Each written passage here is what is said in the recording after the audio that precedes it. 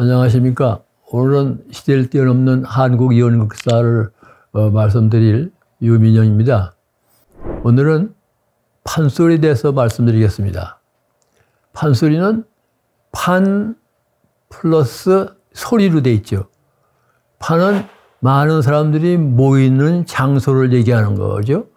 씨름판, 싸움판, 뭐 이런 식으로 판은 여러 사람이 모이는 장소를 얘기하는 뜻하고, 소리는 노래인데 그럼 왜 판노래라고 하고 판소리라고 하느냐. 이 소리는 작곡되지 않은 음악을 얘기하는 겁니다. 노래라는 건 작곡가가 작곡한 거지만 소리는 작곡자 없이 자연스럽게 민중 속에서 오랜 시간에 이게 용해돼 가지고 형성된 음악이 이게 소리입니다. 그래서 판소리는 여러 사람이 모이는 곳에서 자연스럽게 형성된, 민중 속에 자연스럽게 형성된 노래를 하는 겁니다. 그럼 판소리는 음악이 아닌가? 거기에 대해서 여러 가지 논란이 있어요. 학계에서는. 그럼 판소리를 어느 장르에 넣어야 되느냐? 판소리는 그럼 음악이냐? 아니면 이야기를 들어보면 소설이란 말이에요. 그러면 그럼 문학이냐? 아니면 왜 많은 사람 놓고 하느냐? 그러면 공연 아니냐? 공연은 연극 아니냐? 그래서 이 국민학계에서도 이 논란이 있었어요. 그러나 최종적으로 결론은 사람들을 모아놓고 하는 공연이기 때문에 이건 연극을 봐야 된다. 그래서 음악극으로 봐야 된다. 이게 대체로 이제 많은 사람들이 공감하는 겁니다. 그리고 또 제가 김소희 여사한테 과거에 돌아가시기 전에 들은 얘기인데, 미국 뉴욕 음악단에서 2시간 동안 판소리를 했대요. 그랬더니 미국 관객들이 기립박수를 하더라는 거예요. 그러니까 아니, 그 사람들이 판소리에 대해 기본 지식도 없는데 어떻게 그렇게 기립박수를 하느냐. 그러니까 자기들의 익숙하지 않은 음악이지만은 판소리가 갖고 있는 독특한 그 매력, 그 고음이라든가 독특한 그 배에서 나오는 그 독특한 소리, 이런 것이 서양 사람들을 굉장하게 공감을 시킨 거예요. 그런데 이 판소리는 그럼 언제 어디서부터 왔냐 이게. 그것이 뭐 약간 이설이 있습니다만은 남도의 그 무당꾼 노래 거기에서 온 겁니다. 거기. 그러니까 가령 진도 시김굿의 그 노래를 들어보면 판소리가라고 거의 비슷해요. 그게 바탕이 되는 거예요. 그래서 그것이 바탕이 돼서 거기에 각종 민요라든가 또는 뭐 각 마을마다 독특한 재미있는 유머, 그 다음에 양반 가사라든가 또 불교에서도 노래 많이 하지 않습니까? 그런 불가, 이런 여러 가지 형태가 다 거기에 같이 용해돼 가지고 이것이 판소리라는 하나의 독특한 음악극 양식을 낳은 겁니다, 이게. 그래서 이거는 우리 민족의, 특히 서민 중심의 민족의 민족 예술의 가장 정수가 되는 그게 바로 판소리입니다. 그래서 판소리는 그래서 남쪽에서 발달했어요. 아니, 이제 그 섬진강 중심을 해가지고 동쪽에, 지산 쪽에 그 구례, 곡성 그쪽에는 소흥록이라는 유명한 명창이 중심이 되는 이제 유파가 있는데, 그게 이제 우렁차고 남성적인 거다 해서 이제 그걸 동편자라고, 그 다음에 이제 그 섬진강 그 아래, 그 강진이라든가 그 무슨 영광 그쪽에 거기 이제 서편제 영화로 나와 있죠. 박유전이라는 그 명창이 중심이 돼서 이제 불리어지던 유파인데, 이건 상당히 여성적인, 상당히 애조를 많이 띠고 아주 섬세한 가락. 이게 이제 서편제고. 그런데 이 판소리는 대개 그 언제 형성이 다 됐나? 오랜 시간을 겪으면서 이게 18세기에 거의 우리가 오늘날 들을 수 있는 판소리가 18세기에 다 형성이 돼요. 그래서 판소리 12바탕 또는 12마당이라고 하죠. 그러니까 뭐 심청가, 뭐 춘향가, 뭐 그다음에 뭐 수궁가, 뭐 이런 거 해서 12가지 판소리가 형성이 돼요. 이게 이제 19세기 초에 신재료라는 출중한 판소리 이론가가 등장합니다. 이 고창의 그 벼슬은 오이장이지만은 그 사람이 상당히 천재적인 그런 감성과 지식을 갖고 있는 분인데, 특히 판소리 하는 사람들은 그 사람들 창자들은 남의 집 잔치에 가서 노래 불러주고 술도 먹고 밥 얻어 먹고 이렇게 쌀 몇 말 얻어 먹고 이렇게 했어요, 본래. 근데 신재가 보니까 이게 상당히 훌륭한 예술인데 이거 그렇게 쓰면 되겠냐, 너들 말이야. 아니, 이렇게 훌륭한 예술을 하면서 네가 와서 잔치집에서 거기서 겨우 술이나 얻어 먹고 쌀 몇 대 막 얻어 먹고 그러면 되겠냐. 내가 월급을 줄 테니까 내 밑에서 한번 제대로 한번 해봐라.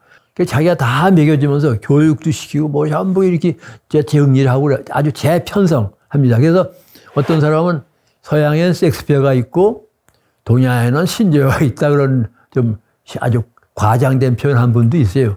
그 양반이 이제 판소리를 대폭 정리합니다.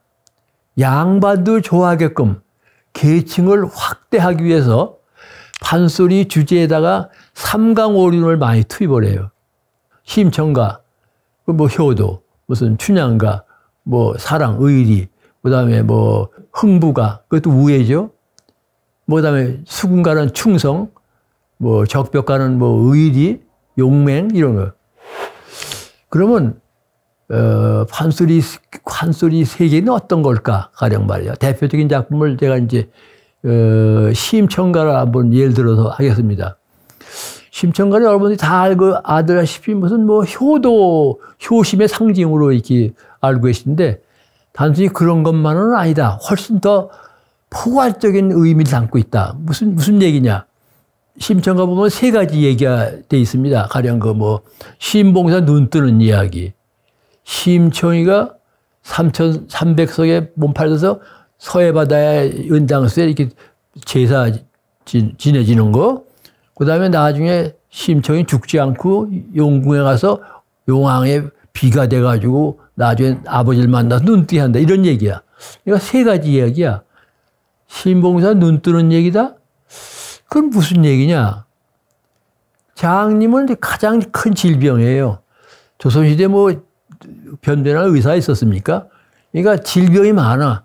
그런데 그 질병에 대한 벗어나고 싶은 민중의 꿈이 이게 바로 뭐냐?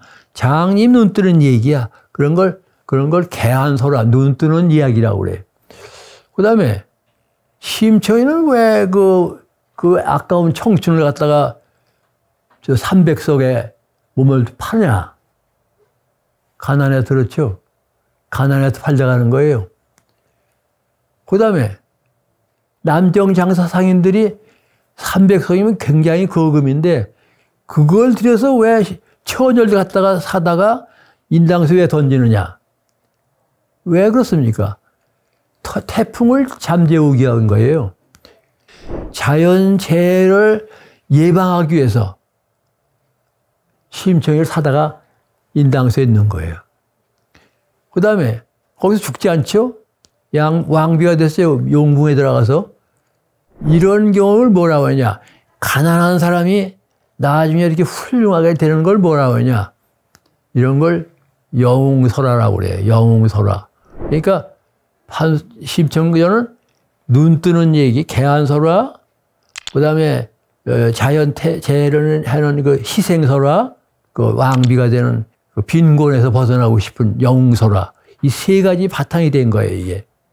근데 보면은 여기서 의문 나는 게 있어요. 아니, 심청이가 바다에 던져졌는데 어떻게 살아서 용궁에서 뭐 하냐? 용궁이 어디 있나요? 용궁이 실제 있나요? 그럼 또, 심청이가 무슨 물에 빠졌는데 빠져 죽지 않는 옷을 입은 것도 아닌데 한번 죽은 거죠. 그러니까 이게 무슨 얘기냐? 가난한 심청이가 물에 빠져 죽는 얘기가 현실이고, 여기서부터 나중에 용궁에 들어가서 왕비가 되는 거, 이거는 환상세계야. 꿈의 세계야. 이게 우리나라 고전을 가만히 보면은 반은 현실이고 반은 꿈이야.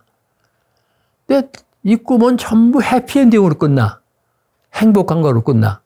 바로 이게 한국인의 이제 정서인데, 그리고 왜 하필 물에 던져지냐, 바다에. 물이라는 게 뭐야? 여러분들 영세 받으신 분야예요, 가령 말이야. 천주교나 신교 보더라도 전부 마지막에 이마에다가 정수를 갖다가 이렇게 해서 합니다. 껴기도 하고. 이게 정화하는, 깨끗이 씻는 거예요. 죄를 씻는 거야. 정화하는 거야.